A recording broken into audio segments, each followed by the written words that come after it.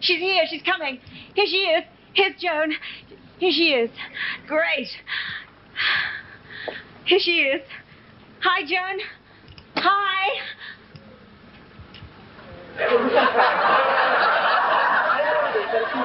Who are you? I am the King of Moldavia. Tonight, it's Saturday Live.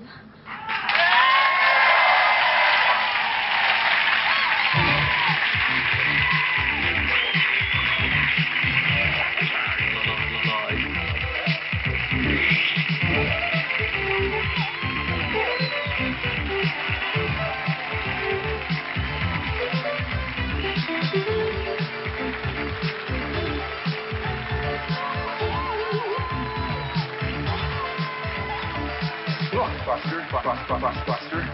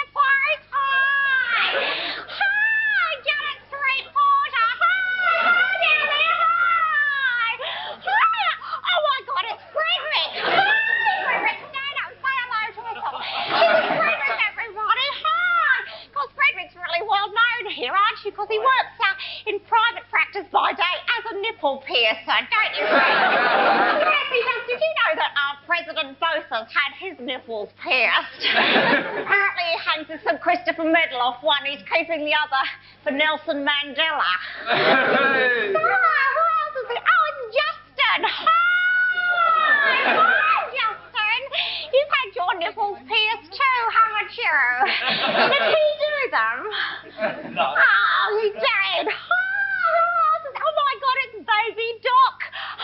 Baby Doc, stand up, say hello to us. They want to see you down there. Go and wave to them all. This is Baby Doc, everyone.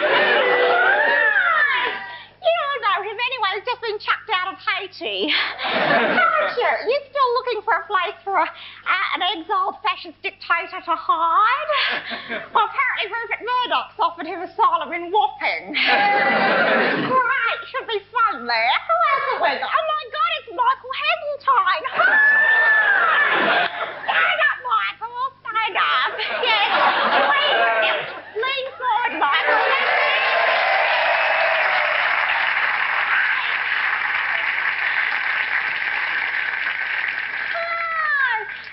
Standing, please, Michael. Have you met all these people? Have you met Frederick and Justin? You haven't, Baby Doc. Hi.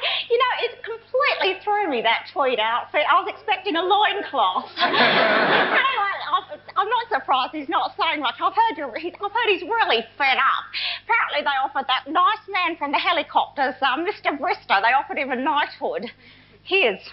Who else is here? Oh my God, it's Hurricane Higgins. Hi, Hurricane, stand up. You know who I'm pointing at. Yes, you stand up. Look, I can't see you down there. Go on, lean right over. No, I said lean over, dummy. Lean over. This is how and don't try to speak. It's rude manners to speak with your nose full. Excuse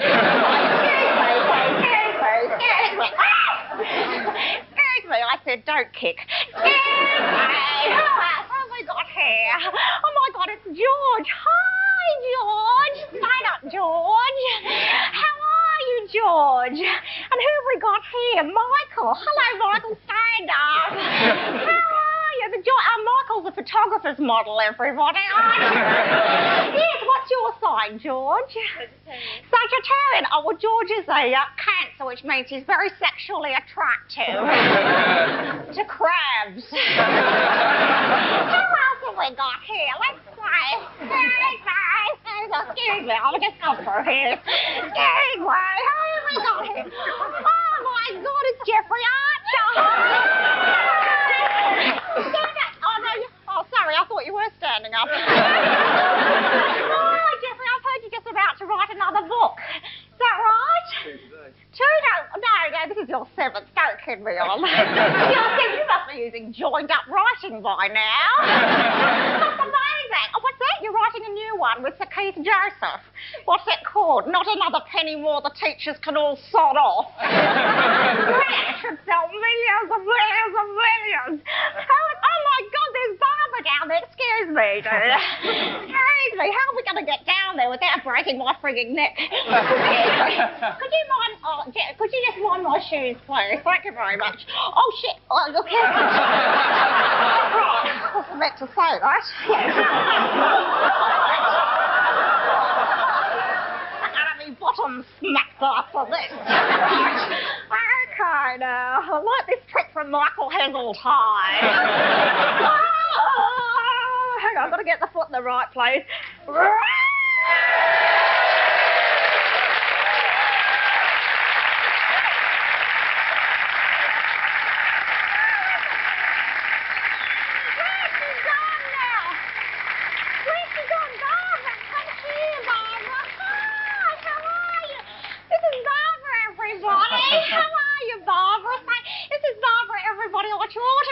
Turn around and meet all these people up there. There's Frederick and Justin, and there's, you can see them all those people that we just said. And Barbara's a Soviet mole, everybody. You shouldn't laugh because it's very hard for a woman to get into that profession. Mind you, she is gay and went to Cambridge. She's passing on Britain's most valuable secrets, such as the blueprint for the Torval and Dean Valero routine.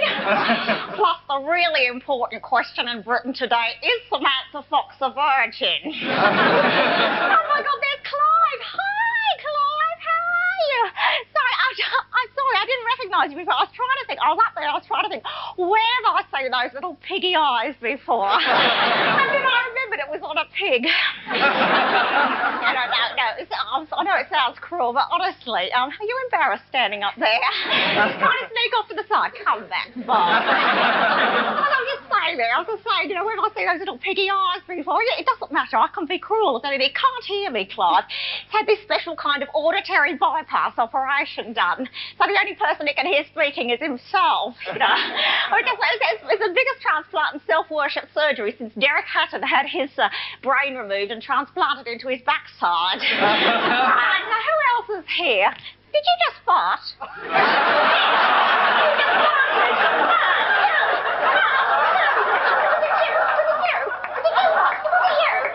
just it's probably more hazardous to your health. I don't know what is more hazardous to your health, working at Sellafield or mingling with the audience at London West End. Who else is here? I've got to go now. It's scared. I've got to go. There are people backstage I've never met. Oh, by the way, did you hear that the government, apparently the government has banned, you know, all sort of cocaine sniffing devices. So on the way out, I'm going to be checking you all. I'm going to be removing from you any mirrors, razors, credit cards or banknotes. Right, you all know Richard Digins. Right.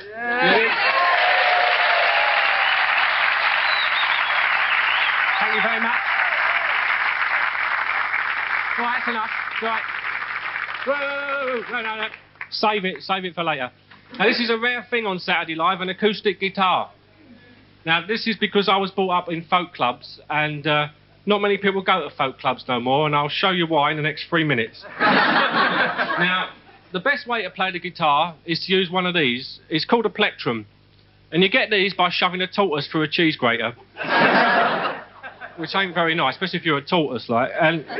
But if you're going to do it, be a bit kind with them. You take the head off, otherwise when they go through the cylinder of the cheese grater, it rips their forehead in lines, like. So you take the head off, put them through the cylinder, and put the head back on when you get there.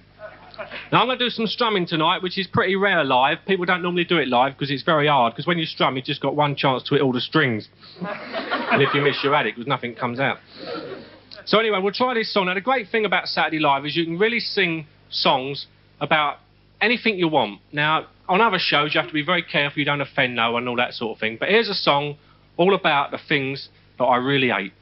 If you agree with me on any of them, just give us a little shout so I know I'm not on my own, all right? There's 44. If you agree with 22 of them, we're all mates.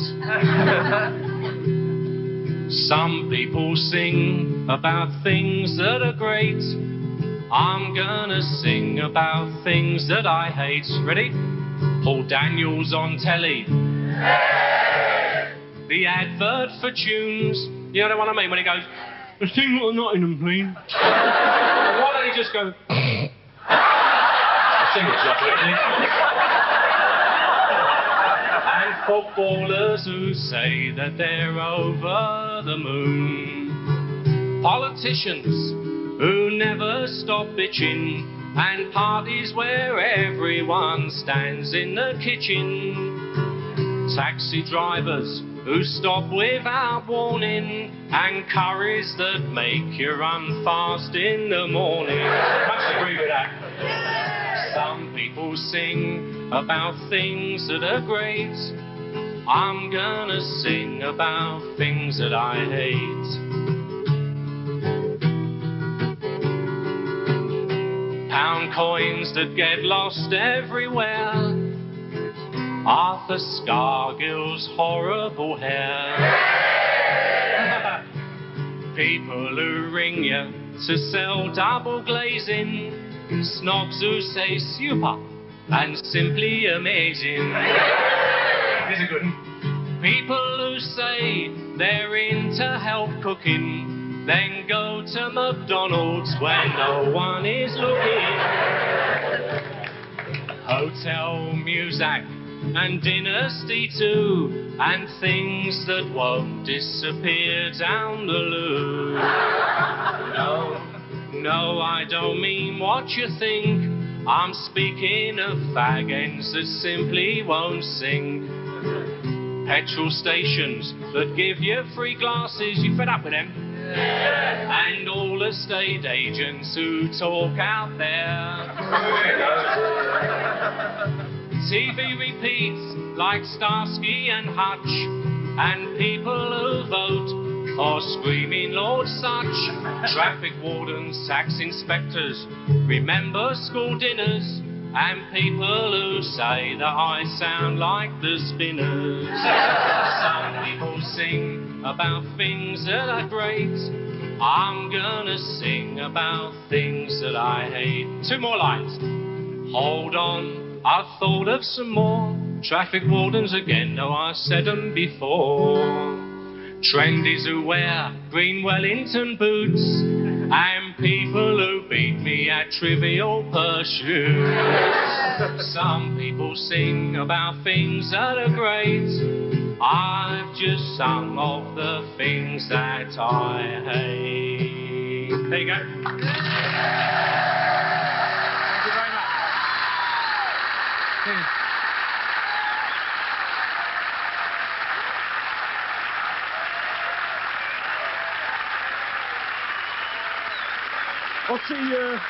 I see Rupert Murdoch's got his headline for tomorrow.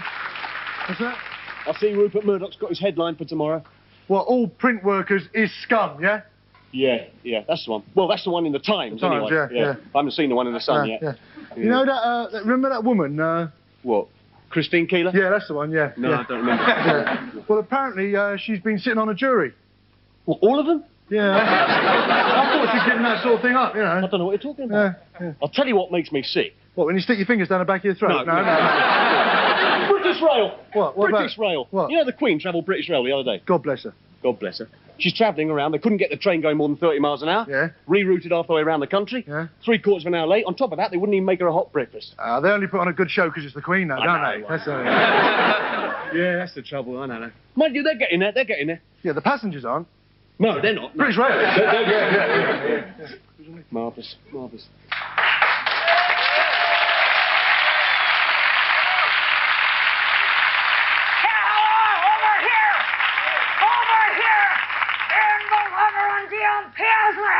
The King of Northern Ireland!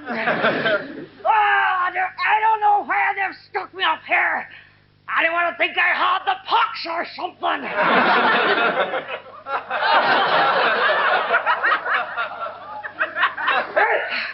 Now, everyone knows that the time of the Almighty is limited, but I have decided to spare you a few minutes.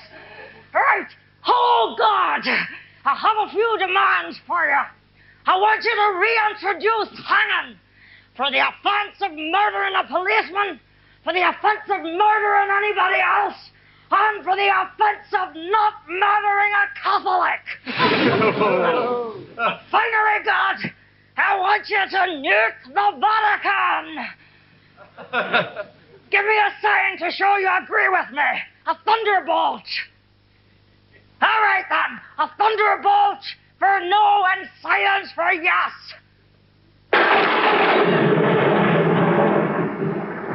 Papist! Everybody thinks I'm a two-faced git, but that's a Catholic lie. Ladies and gentlemen.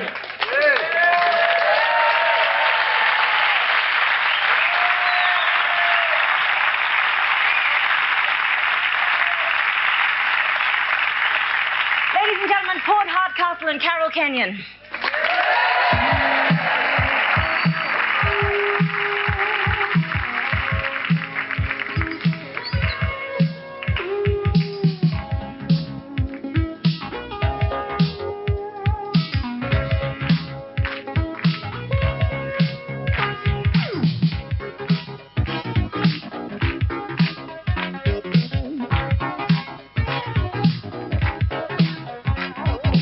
You keep coming around, knocking at the door.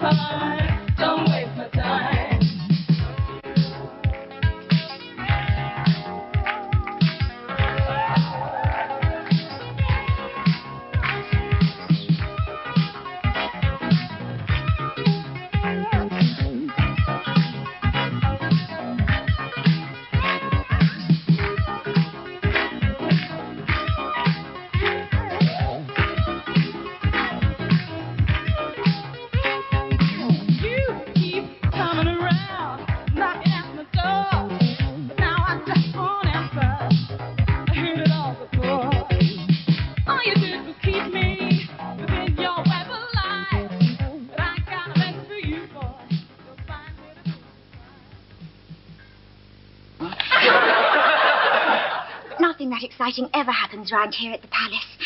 One is so bored. I've spent the entire morning trying to fit my jewellery on over my head. Which, you know, is just as hard as trousers. Golly, I'm miserable. This afternoon I've got to go and meet some of the public again. Do you know, it's absolutely hundreds and hundreds and hundreds of them. All sort of tucked away in factories and things. Amazing. They all call me darling. And tell me that I should keep up the good work and that I should remember that I'm bonking for England. What is bonking, do you think? Charles says it's probably slang for waving, but I am not sure if it's right. I remember once he told some car workers that after the wedding we bonked in the coach all the way back to Buckingham Palace. They seemed strangely impressed. You know, I asked Andrew once about this bonking thing, but he didn't reply. He just stood there with this unpleasant leering expression on his trousers. I've always felt a bit embarrassed about him ever since Charles first introduced us and Andrew put his tongue in my ear. Yucky poo. Charles says he's got overdeveloped drives. Well, I'm not sure what that means either, but apparently when he goes to visit his mother, all the corgis stand with their backs to the walls.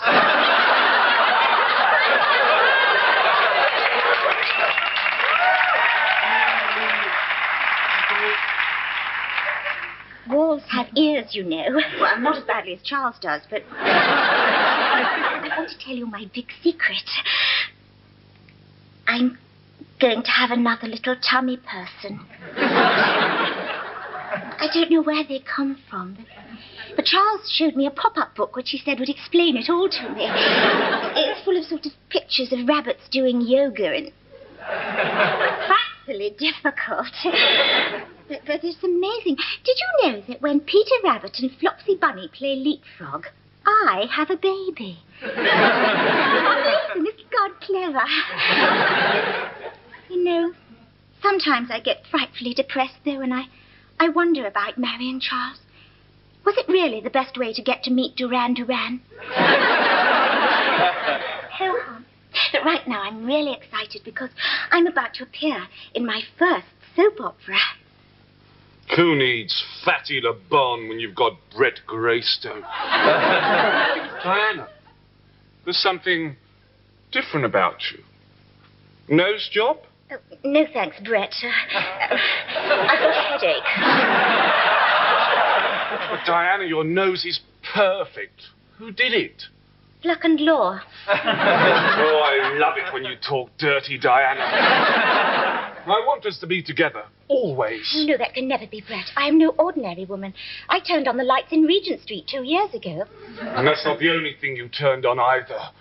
Please, come downstairs and meet my parents. You'll like them. They're just like you. Filthy rich.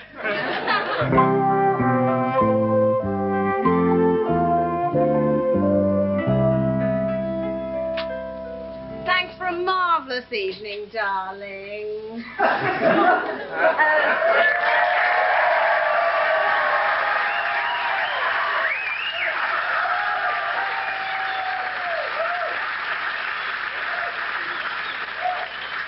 Don't worry about my husband. He doesn't suspect a thing. You're wearing a fur coat. Do you know where fur coats come from? Harrods. Harrods, indeed. Do you know how many little Harrods are beaten to death on the ice to make one coat? I'm afraid it's all over, darling. Goodbye. A Jew? I'm not a Jew, I'm an Irishman.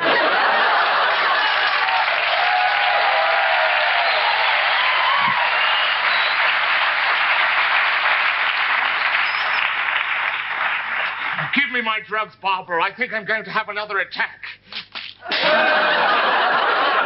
Not until you give me what I want. And what do you want from me, Barbara? I want the business. Well, I'm not feeling that sexy, but I'll slip upstairs to get in my pajamas, if you like. Adam, it's been so long, I don't think you'd remember how to do it. Yes, I do. You just put one foot down each leg hole and fasten the cord so your privates don't drop out. I want control of your international stone cladding empire, Adam. I want power, and I want it now. You fat bastard. You skinny bitch.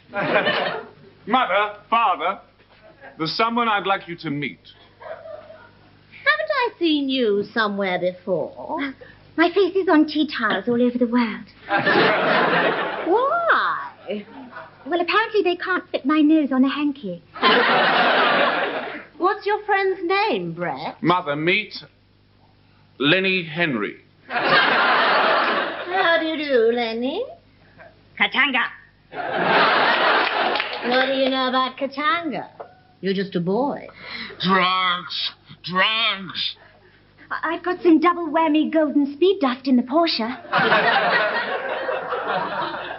Mother, where's Spencer? Oh, he's gone out. But he hasn't got any friends. Oh, he's gone to a lonely Hearts Club outing to Saturday Live. You know, that communist rubbish on the Channel 4. Well, that's on now, isn't it? Let's turn it on and see if we can spot him amongst all the other brats. Brett, drugs. Yes, Father, they have everything on this program. Spencer, oh, help. Excuse me, do you know where the toilet is? Only I've got rather an upset tummy. I'll just go that way. Sorry, I've just heard that this is the best place to pick people up on a Saturday night. I'm not trying to pick you up, though. Well, yes, I am trying to pick you up. Can I pick you up? There's no need to be so forward. Oopsie.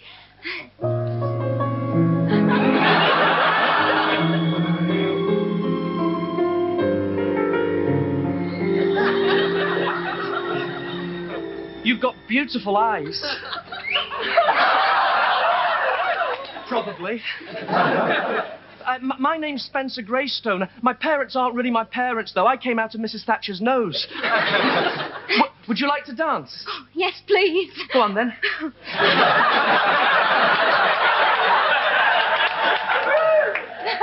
You're a great dancer. Thank you. Tell me about yourself. I've got a plastic hip. Would you like one of my chips? Oh, yes, please. Just a minute. Keep them warm up there. Oh, it's all right, because they've been in grease-proof. I think I love you. Would you like to come home and meet my parents? No, thank you very much. Come on, then. Hurry up, Spencer. You're in the next bit. Mother, Father, I'd like you to meet someone. This is someone. What do you want from us? I don't like this Barbara. She could be a bastard daughter. Yes, or a bloody cousin. Come to claim what's rightfully hers. No, it's...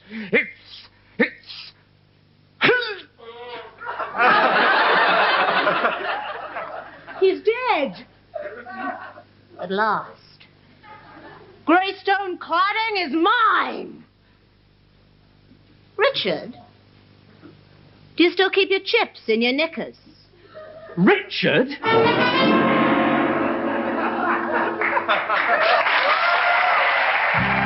us again next week for another thrilling installment of Rich. Fetch the zebra! Okey-dokey, skip! Fetch the zebra! Fetch the zebra! The bra! Fetch the bra! Here comes zebra! Here comes zebra! Ha ha ha!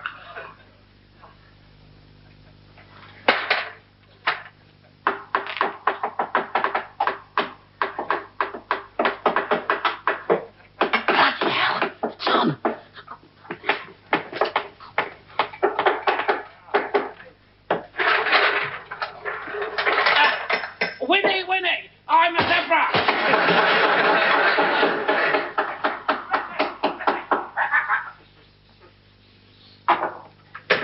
Good morning, ladies and gentlemen. We are... Good morning, ladies and gentlemen. We are the Dangerous Brothers. Unusually early this week. Shut up, go away. Go away. Unusually early this week, but as always, a hearty welcome. You go away. As always, a hearty welcome to one and all. You haven't got your trousers on! Don't be ridiculous, Sir Adrian. Of course I've got my trousers on. Well, prove it! Well, if I didn't have my trousers on, I wouldn't do this, would I? Settled. As always, ladies and gentlemen, a hearty welcome to one and all, particularly the children.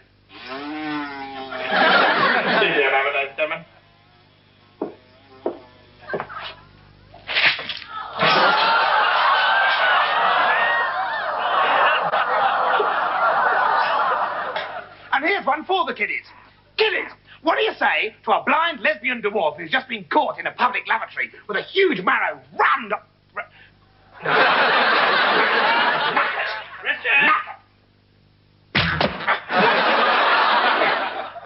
Excuse me a moment, ladies and gentlemen. Ow, ow, ow.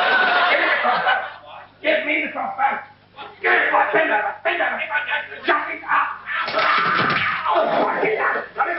There's a lot of people out there. Let's give them a good show. Let's do the show. I'm with you. Go. Good morning, ladies and gentlemen. We are the Dangerous Brothers. Dangerous Brother. My name is Richard Dangerous, and this is Sir Adrian Dangerous. Sir Adrian Dangerous. We'll do something dangerous.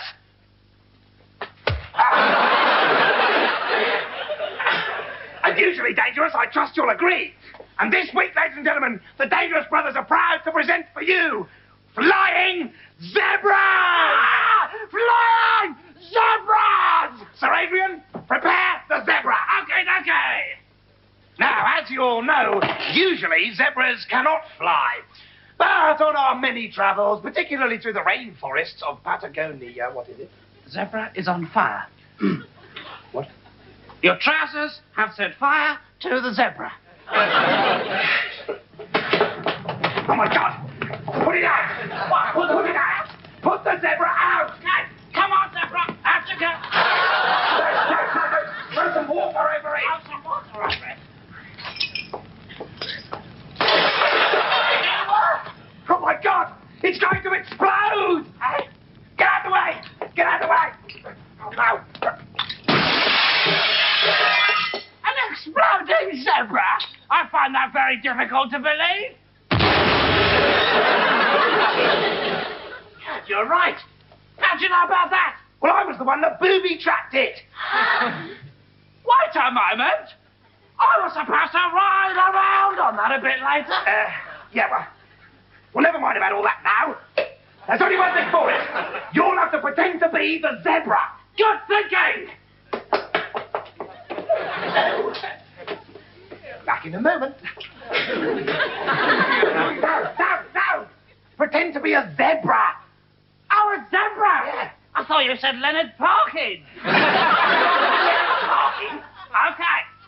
No, stop that. Stop it. What's the matter? You're getting a stiff, eh? Try telling that to Leonard Parkin. Excuse me. Exactly what are you doing? I'm disguising you as a zebra. Turn round. Richard, there's a camera in here. There's a camera in the kitchen. Get out.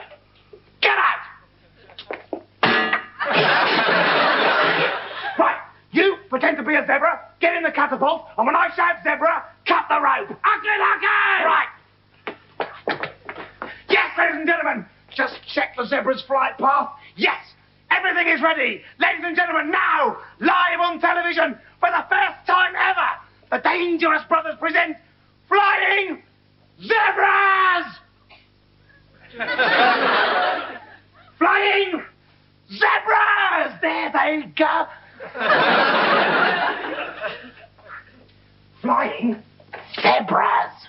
Ready when you are. I used the ripcord. May as well do it myself. I want to get the job done. Might as well place it on top of the building. Ladies and gentlemen, Flying Zebras!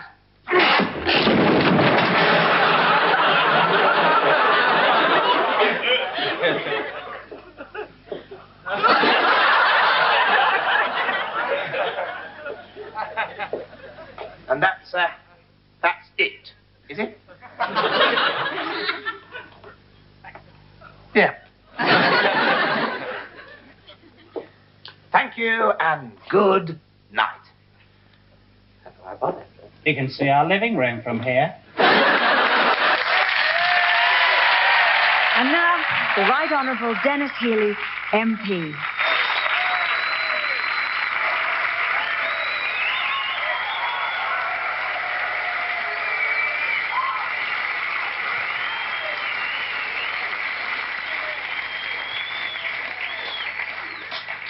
Ladies and gentlemen, I want to recite to you tonight a poem I learnt in Yorkshire when I were a little lad.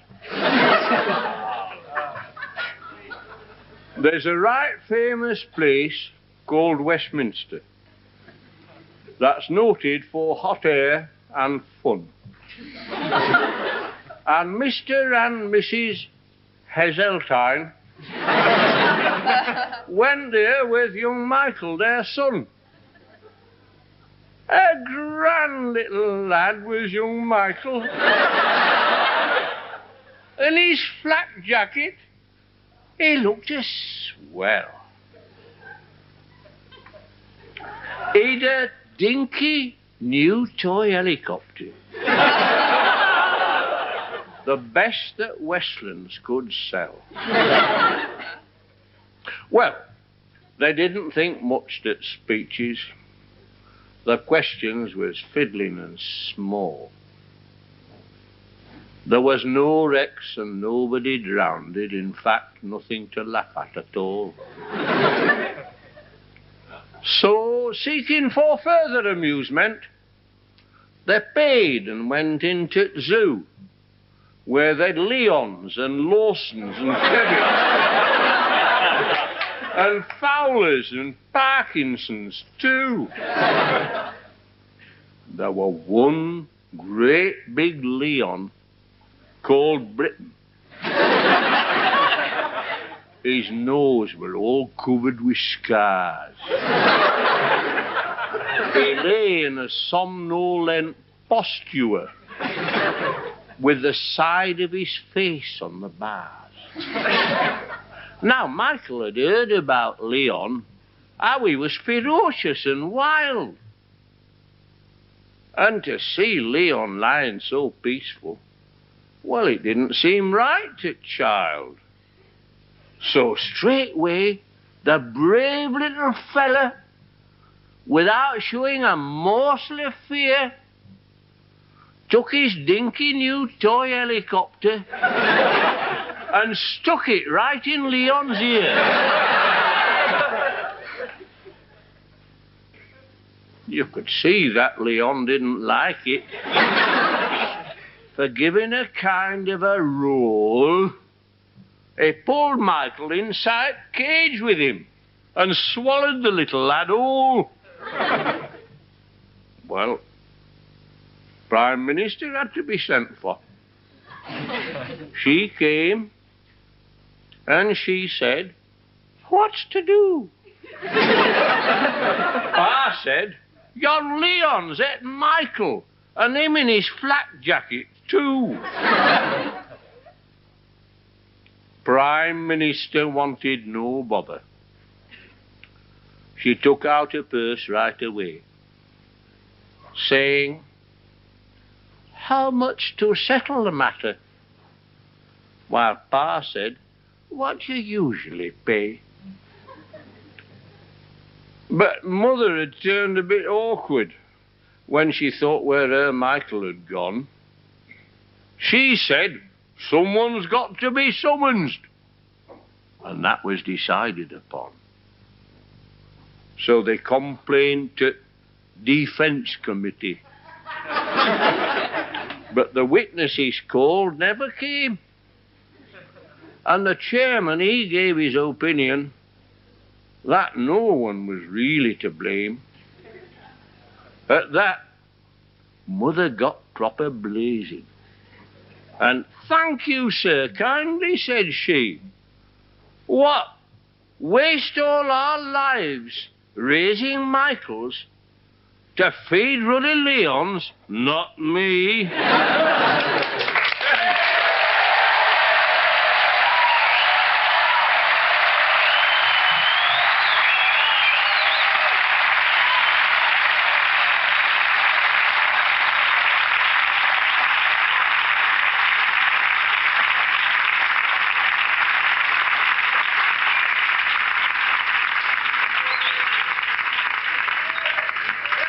No, haven't started yet. Just setting up. Right? Setting up. Exactly. 2, 3, 4. Yeah. Good evening. I'd just like to say there's a couple of points I've got to make. Look, who the hell put those there? What's the point of putting those there? This is a fire exit. You've got to keep this clear. What are you doing? I'm doing the old buckling chairs routine, Mark. Yeah. Get a laugh? No. Got a bruise, though. Fair enough. You got a beer gut in you? No, it's a cushion. No, you did that last week, Mark. No, it was a pillow last week. Oh, a pillow last week. That's right. Yeah. Sorry, I'm late. I'm sorry. Where you been? I had a puncture. What happened? Drove over a milk bottle. Well, couldn't you see in the road? Of course I could. A stupid bloke had it in his pocket. What, was he upset or what? Well, the milk was. Yeah? What happened? Well, he started doing a citizen's arrest on me. What's that? Not a lot. You don't know what it is? No. It's the same as being arrested by a policeman. Yeah. Except you don't get a searing pain in the groin. You know? I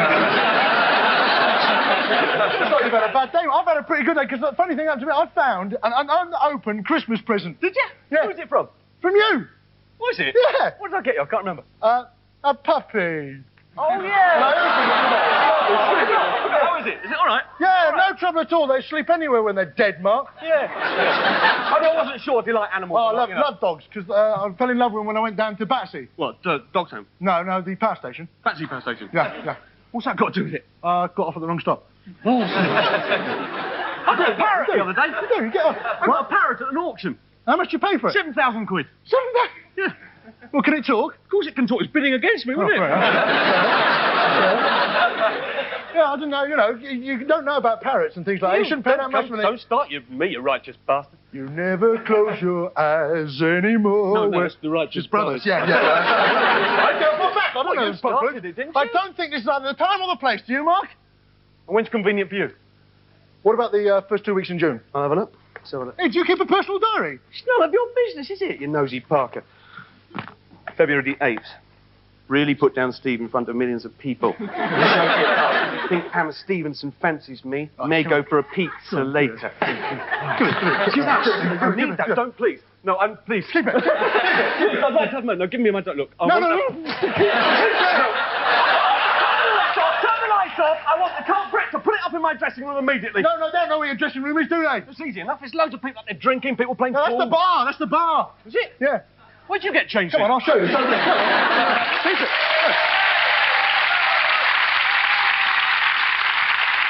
Yeah.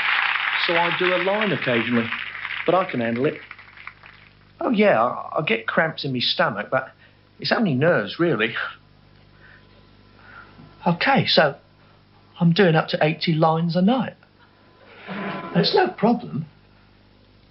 The National Theatre really screws you up.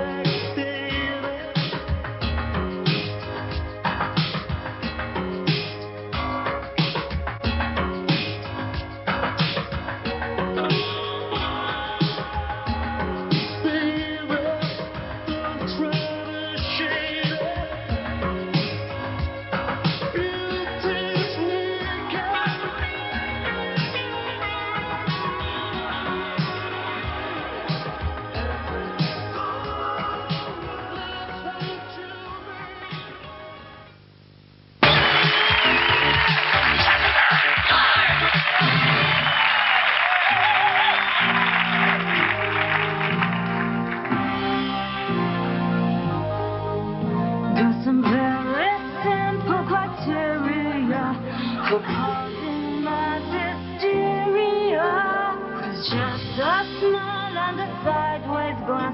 I can make any woman wet her pants. And I don't think I owe an apology for giving up teaching sociology.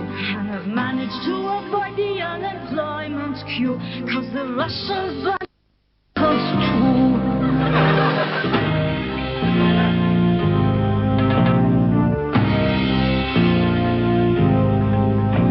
And here's a warning for my Eastern friends.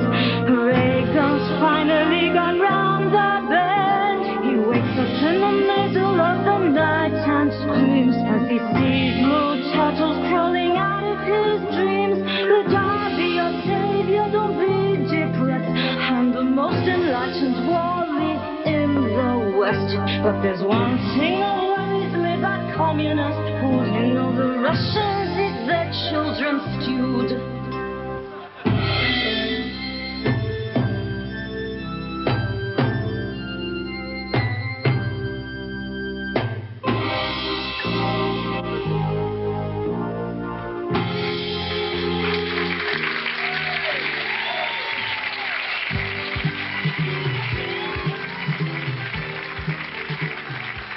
Hello, good evening, and welcome to a very special comedy edition of Masterclass. And we're very lucky to have with us in the studio this evening the actor Hugh, fresh from his triumphant appearance in my production of A Midsummer Night's Dream at Stratford, where he played the part of Bottom. Hello, Hugh. Hi.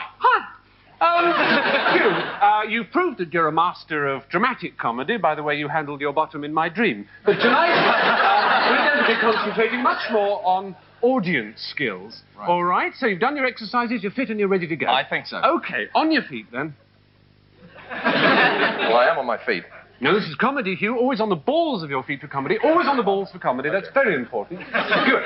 All right. Now, because we're going to be doing some joke work, some gag work, I'm going to give you a simple joke, and I want you to deliver it. All right? Okay. All right? I won't say it was a small town, but the speed limit signs were back to back. Good. Relax, off your balls. OK. Hugh, I wonder if you knew this. In all comedy, there are only 2 jokes. Did you know that? Just 2 jokes.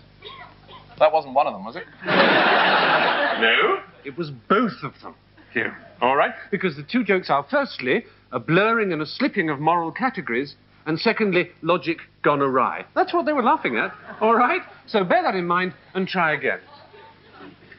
Can I try it with another joke? What's wrong with this one, Hugh? Well, I don't think it's very funny. You mean you don't think it blurs the moral categories enough? I think it blurs them plenty, Hugh. On your balls, have a go. I won't say it was a I don't want to stop you here, Hugh. Oh, all right. I won't say I it was don't want to stop you, but I'm afraid I'm going to have to. All right, so relax and off your balls. Hugh, comedy. Yeah. Comedy. Comedy, Hugh, is about sharing, isn't it? It's about community. Comedy. Community, if you like. All right? So, as an artist, you have to create an atmosphere of sharing with all those around you. All right? There's a simple technique to do that. It's called the beckon, and I'm going to show it to you. It breaks down the barrier between yourself, the artist, and the audience. The audience. All right? So, I'm going to go down and beckon. Beckon them into your world of comedy. All right? It's quite simple. Have a go.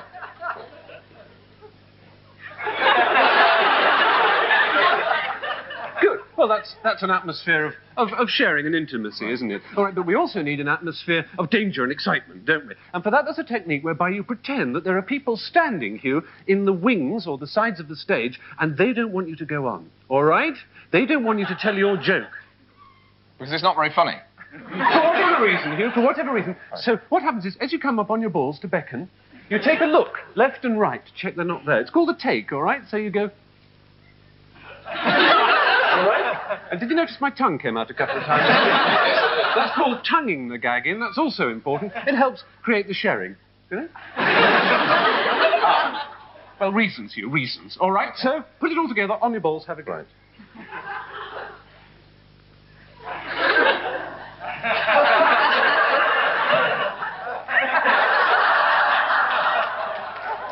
I won't say it was a small town, but the speed limits were back to back.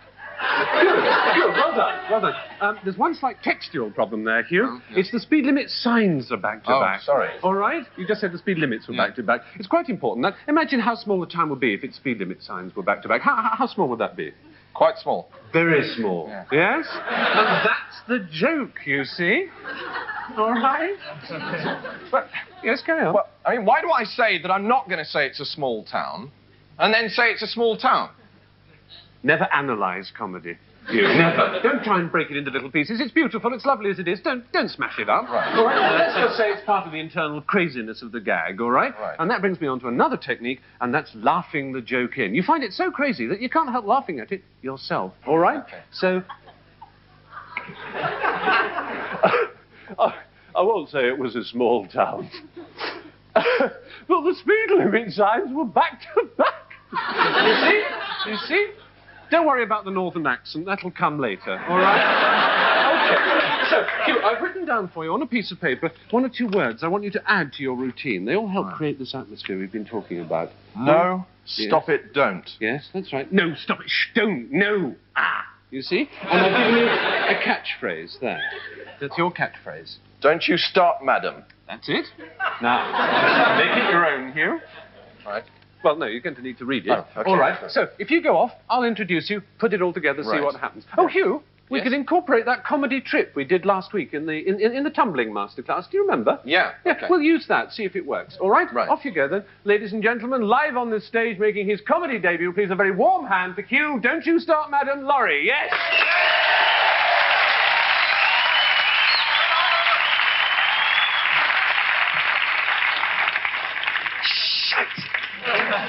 Carry on, take on the wings.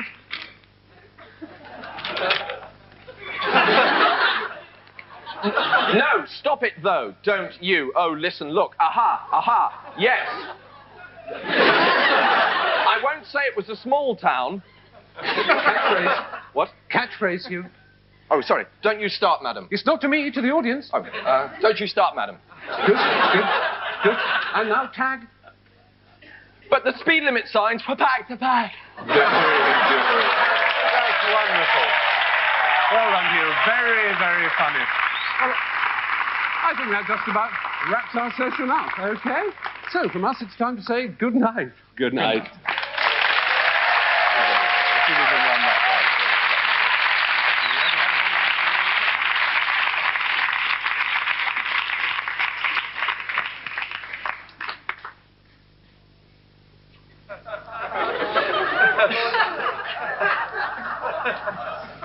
Hello, I'm Wilga Peters. Oh, sorry. Oh, sorry, I shouldn't have said that.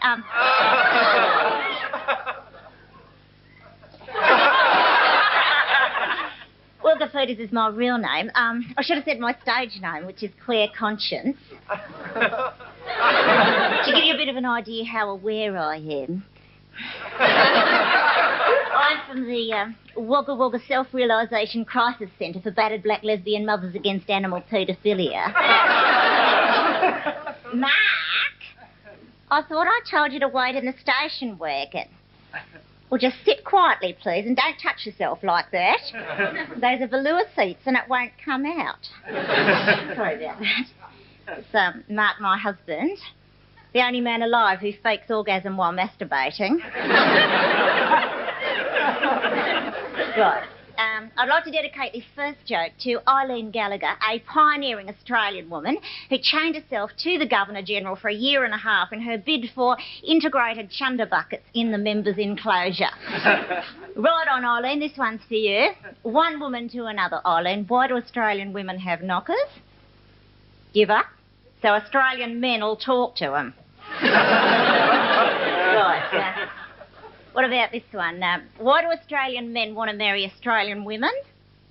Because sheep can't cook.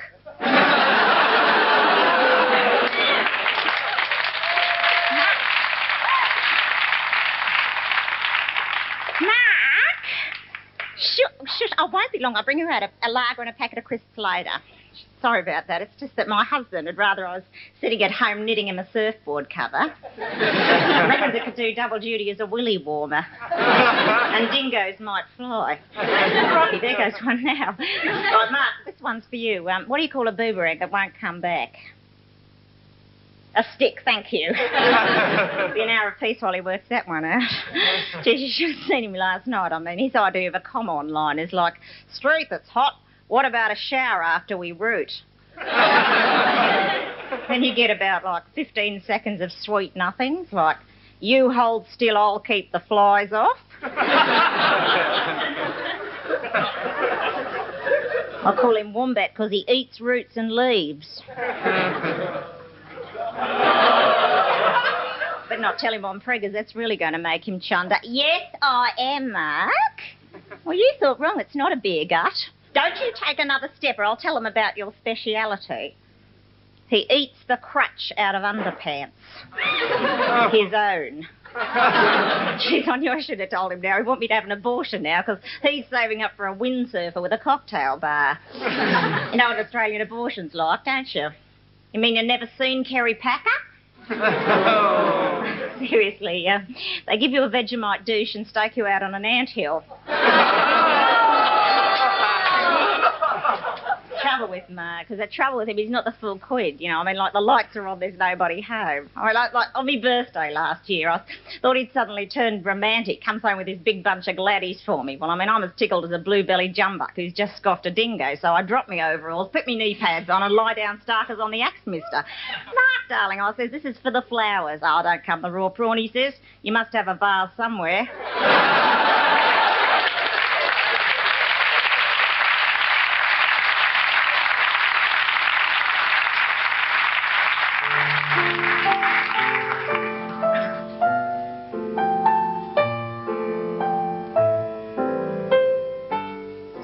Hello.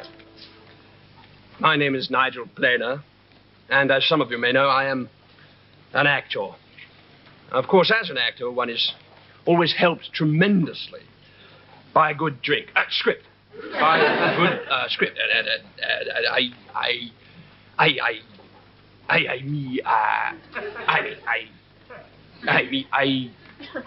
I mean, of course, one is grateful to Shakespeare and the classics for the marvelous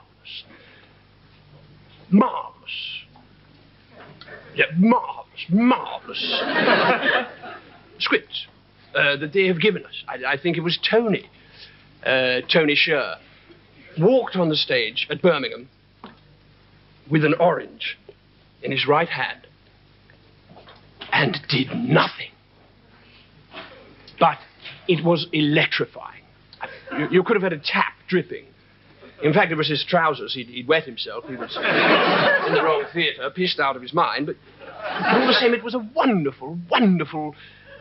It was a brilliant. It was brilliant.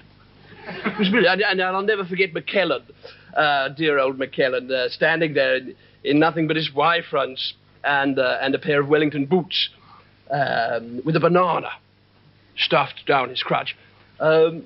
Pretending to be the Duchess of Malfi. And I was honoured and privileged to have been with him in the taxi at the time. And so it is to London weekend television, the home of light entertainment and the popular arts, that I have come to deliver my final performance in this country before, alas, taking my leave, to ply my trade overseas, to Hollywood, to join my fellow actors, Joan and Chris, and now Stephanie, forced, bullied, hounded to accept the £100,000 per ep that means so little to me. I haven't read the scripts yet, but they're wonderful. Wonderful. And as I prepare myself now, chameleon-like, for this, my final role in this country, with one large step for the public imagination, but a very, very small step for a fellow actor to make, I should like to say, hello, Hollywood, cue camera 4, and thank you all for a wonderful, wonderful season. Go, go, music, go.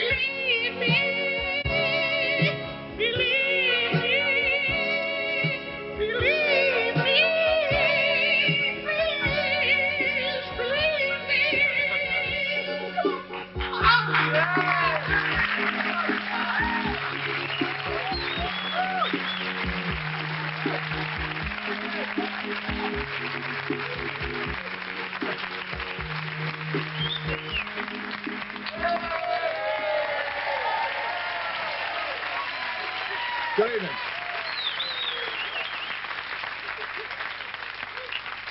Good evening, ladies and gentlemen. My name's Ben Elton. I'm afraid I'm going to have to start on rather a heavy note because there's been a bit of trouble in the upper stalls. A couple of guys have been drinking too much and we've had to throw them out. Now, I think the time has come for a timely warning. Alcohol is a poison, all right? It's a poison, and the body is a highly sophisticated piece of natural engineering. It is a highly complex machine. It should be respected. I mean, you wouldn't pour 7 pints of lager in your stereo, would you? You wouldn't buy a camera that spent every New Year's Eve unconscious on the toilet floor. Let the old body get one sorted out. Doesn't matter, not going to live forever, am I? Another round, John, course I can drive. Wallop, was that an old lady? Who cares? All right. Drinking. People are so proud of drinking, aren't they? So proud of themselves for getting drunk. Cold blimey, you should have seen us last night. You should have seen us. We were throwing up. You should have seen us. We was throwing up everywhere. Great, invite me next time we got food poisoning. I like to spend the evening watching people being sick. It's fantastic.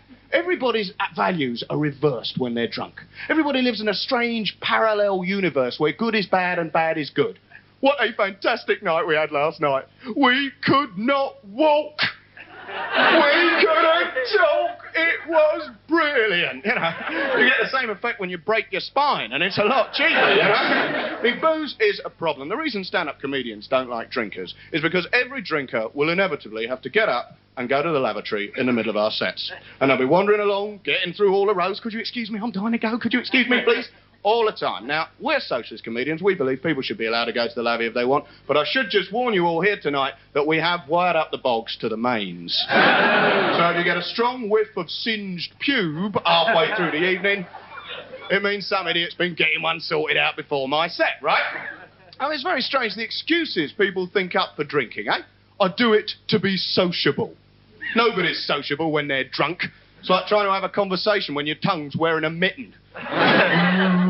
You see, now I drink a lot, and it's a drug. I'm addicted to lager, and it is a drug. You've got to get off it. Like I tried cold turkey, didn't work, too drunk to keep it down.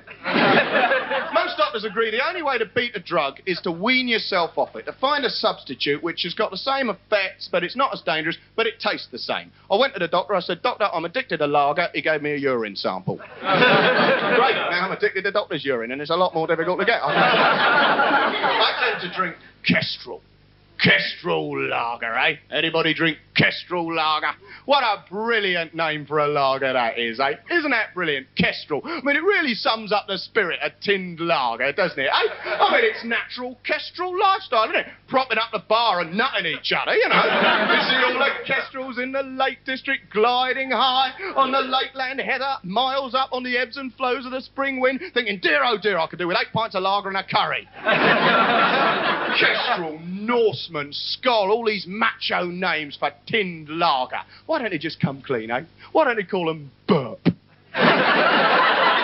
a burp, please, mate. Sorry, mate, burp's off. You'll have to have fart.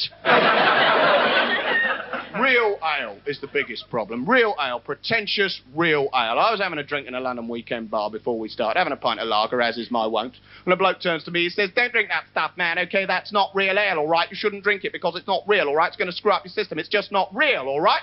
I said, try telling that to the taxi driver when you're throwing it up all over his cab on the way home. It's all right, John, it's not real, yeah. Very existential. It's only dripping out the doors of his taxi and splattered his meter. How much is that, mate? £1.50. No, hang on, there's a carrot on the surcharge, £2.85. Real ale. I'll tell you what. The middle class, they've got this organisation called CAMRA, Campaign for Real Ale. Because they're great, the middle class. You see, they can't stop the bomb, but they can sort out a decent pint. You know, they got the priorities right, fair enough. And they got all these country pubs. Like the other day, I was up the Old Priest's Hole, which is a pub, incidentally, not an archaic criminal offence. Oh, there's a couple of liberals over there a bit worried about that one. They're wondering, was that left-wing or was that gay bashing? Not too sure. It's all right, the gag's been analysed by the Guardian, I can say. It was left-wing, all right? I was up the Old Priest's Hole, having a glass of throbbing Chunder's bowel basher. You know, the real stuff. Consistency of porridge. I was eating it with a spoon. There's a frog dancing round the rim and a length of rusty chain in the bottom. Very appetising. The stuff was so strong, the bar prices were in braille. You ever had that feeling? Wallet, where the hell am I? They got a car park full of guide dogs. Think about it, it was the only pub I've ever seen had its own stomach pump. I started drinking here, that's for sure. Anyway, finally, I mentioned students the other day. The only place to get a real ale pint is down the Student Union Bar, eh? With the lads from the University Rugby Club, eh? Pouring it over their heads, singing the hairs on her dicky dido. It's a funny way to prove your masculinity, innit, lads, eh? Sing about sex and not drink your beer, yeah. I remember, because I was a student. I did a degree in posing, actually, you know. I was there, you know, glass of dry white wine, reading a play, humming a Leonard Cohen ditty to myself.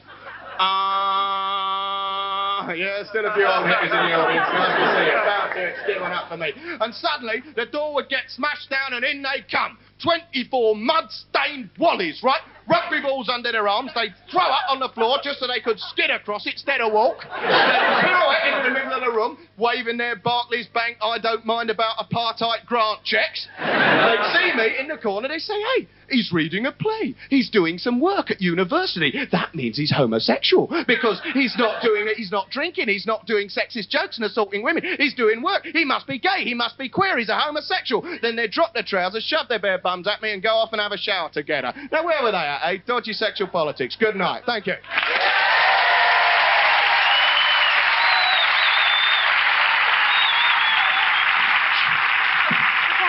Thanks for watching. Had a great night. I hope you've enjoyed it. See you next week. It's going to be Chris Barry. Watch on Saturday, 8:30 again.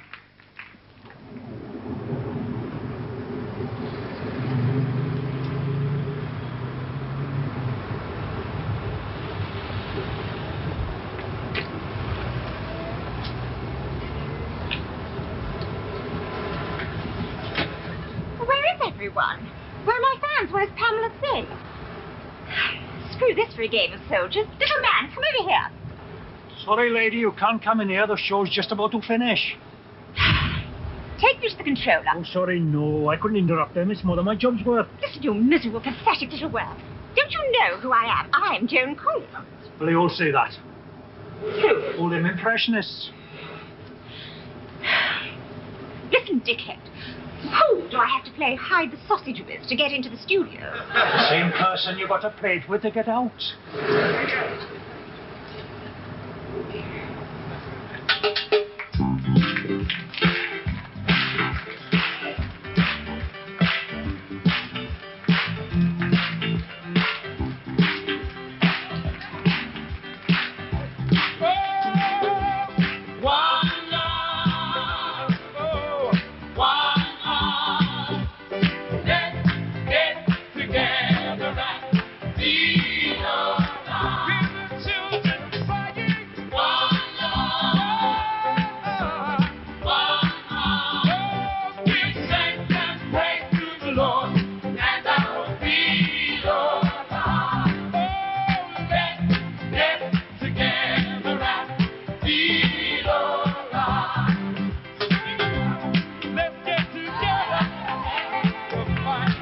Hold on, begin ya.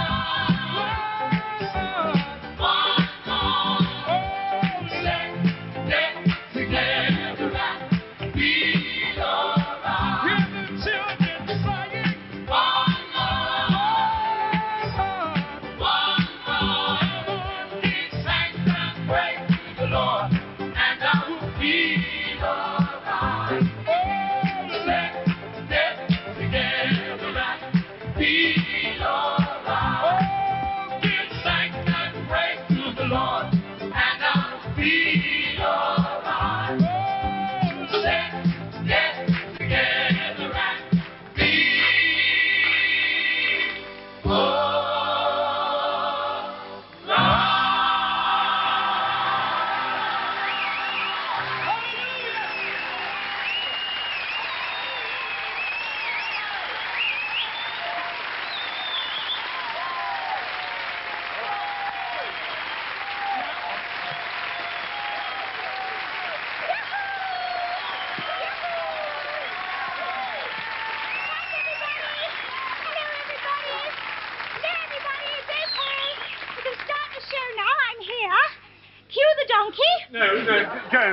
Joan, darling, I'm sorry. It's too late. That was the last act. Oh, we'll just have to do it all over again then, won't it? No, Joan, this is live. It's 5 to 7. I'm sorry, it's over. What do you mean it's over? It's over. God, it can't be over. That's absolutely ridiculous. I've never been so humiliated in my whole life. Oh, you must have been, surely. My God, I just can't bear it. I can't. Oh, what have I done now? Last time I worked for What's London going to happen now, don't you? I've got to tell you, it's absolutely frightful. I can't stand it. The pay is dreadful.